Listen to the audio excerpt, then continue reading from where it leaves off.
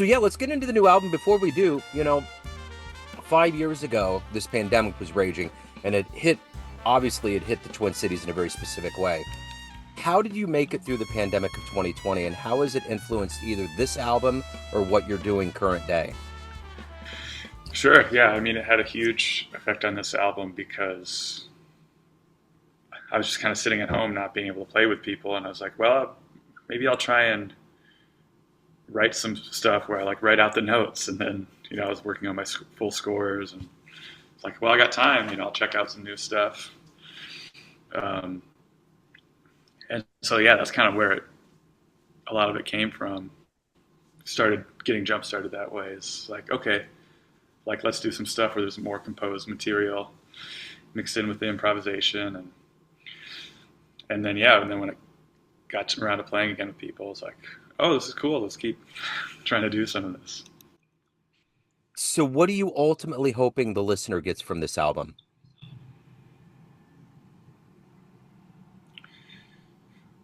Um, I mean, I ultimately just hope that it moves them. That you're like, oh, this is I'm like intrigued by it, and also hope it connects with them on some deeper level of emotion or beauty or whatever they are feeling. There also is like a level of intrigue or curiosity. Like, wow, because I was trying to combine different things in a new way. So hopefully people can get into it a few different ways. Yeah. So, how did this journey begin for you? How did the music journey begin, and how did it evolve into jazz? Where were you born and raised? All that good stuff. Yeah, from St. Paul, Minnesota, Okay. and yeah, all my family is musicians, not jazz musicians, but so we were always, had music at home, and like both my grandmas were piano teachers, which meant both my parents had to take piano lessons, which meant that I had to take piano lessons, and um, yeah, my dad and brother played more rock stuff. My mom was in church choir and community band, and grandpa played in community band and stuff.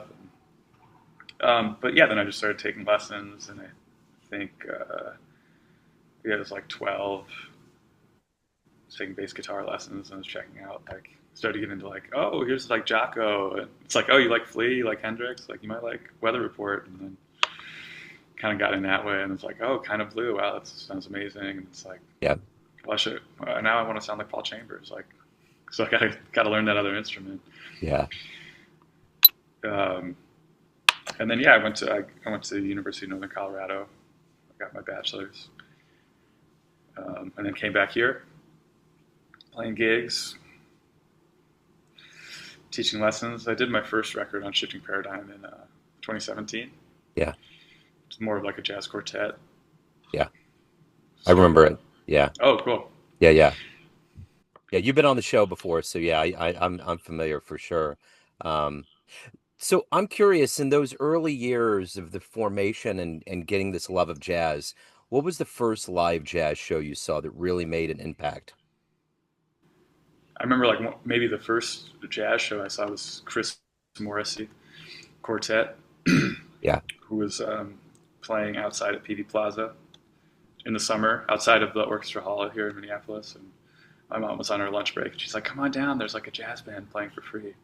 And I had already been, checking out Monk and Coltrane and all this stuff um, through my lessons and on my iPod.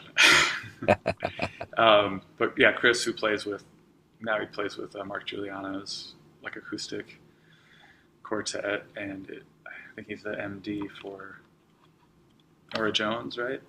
Bass Yeah. guitar, yeah. But he was doing his original stuff, which was kind of like pretty wild. It's like through composed, and Dave King was playing drums. Michael Lewis, I think, was on sax, also from Happy Apple, that group.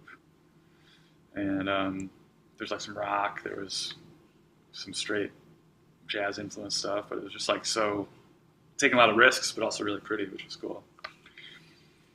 Really cool writing. So let me ask you this: what gets you up every day? What do you like the best about being a professional musician? I mean, just like being on stage, being in the moment, it's pretty hard to beat. Yeah, Performing is it's awesome, and when when it's happening, it's so happening. You know, it's kind of unbeatable. yeah, Like you're talking about Michael Caine. We just played a show last week actually, and it was yeah. You could just feel. I mean, like he scares me because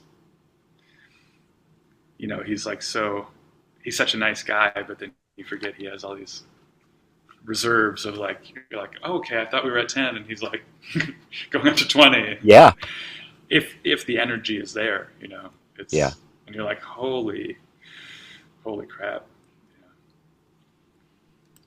that guy. So we yeah, were playing, yeah, and he was like, oh, okay, I see the flashes of. I'm like, is this what Bradley's was like in the '90s? You know, when yeah, you're over there, it's like, okay, pretty inspiring. yeah. So let me ask you this: as you pursued this career in music, you have this ideology, this notion of the way you think it's going to be, and then there's the reality. What was the difference between the dream of being a professional musician and the reality of it? What was like something that was a real wake up call for you in between the dream and the reality? I think maybe realizing that like some of that old attitude about like, I mean, you heard this maybe more with like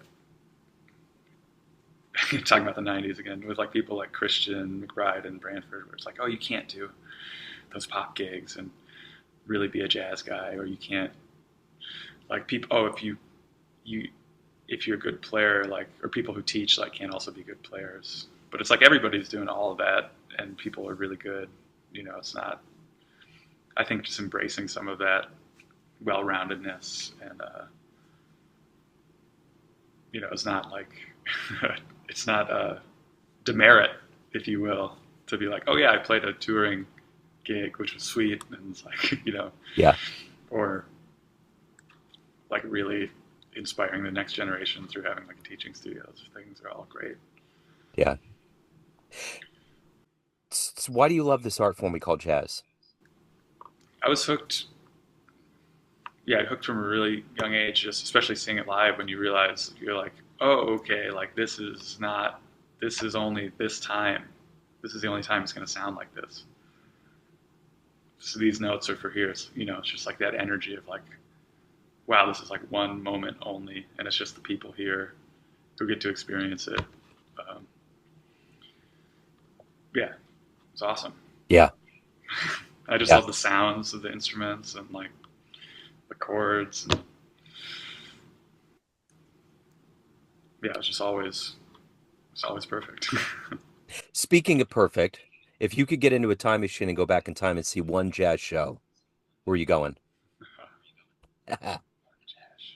I mean, seeing Mingus live would have been really cool. Yeah, Five spot or something. yeah, totally. Or Saw even him with Jocko. yeah, Jocko. My dad saw Jocko. He's like, yeah, I didn't get it. Right. No one did. Yeah. No one did. Um, so let me ask you this. Everyone out there has a perception of you. Family, friends, fans, everyone, colleagues, everybody you work with, but hmm you run the show. What's your perception of you? Who do you think you are? I think I'm just out here trying to make the best music possible and make it a little better each day. Yeah. Just trying to, I don't know, people might be like, oh, you're so talented or you're a prodigy. I mean, I wasn't really a prodigy, but far from it actually. But it's just like, oh, yeah, this is just stuff I'm working on and you just got to keep Yeah, doing it, you know? yeah, So now, what I'm in my 30s, so it feels like, oh, okay, I have some stuff under my belt, yeah. you know, but looking forward to the next chapter too. What's the best thing about being a part of that local scene up there in Minneapolis? What, for those that don't understand how the scene rolls, what's the greatest part of being a part of that scene? Yeah, I think this record wouldn't have been possible if I wasn't here. I mean, because of all the musicians on it are basically are from here, even if they don't aren't living here currently. But there's something about it's like small enough where you don't. It's not like I would have to pick like, oh, I'm only doing the straight ahead gigs, or like I'm only doing the modern gigs, or you don't, you can kind of, you can do a little bit of everything and grow that way. Like I was playing Abby Wolf and Eric Mason, who are on the record. I played a bunch with them in like more their indie project, and then also like playing bass guitar, and then also in this kind of like orchestral mashup project. Um, and it's like stuff like that. I feel like if I was in a bigger scene, I would have to kind of be pigeonholed, and then wouldn't have a breadth of experience. Yeah. So if anyone wants to catch you live up there or anywhere, get a copy of the album that will benefit you the most, or any of your previous work, where's the best place for people to go? Yeah, so in August, I'm going to be playing every Sunday of the month at Berlin, which is a club. Okay. I have a residency there, and except the last one we're taking off. And then as far as my leader gigs, and then I'm playing, let's see, when is this going to air? Probably here within a week. Okay. Yeah, this weekend is the Twin Cities Jazz Festival. Okay. And then, let's see, July. Yeah, I'll put it up on my newsletter or my website.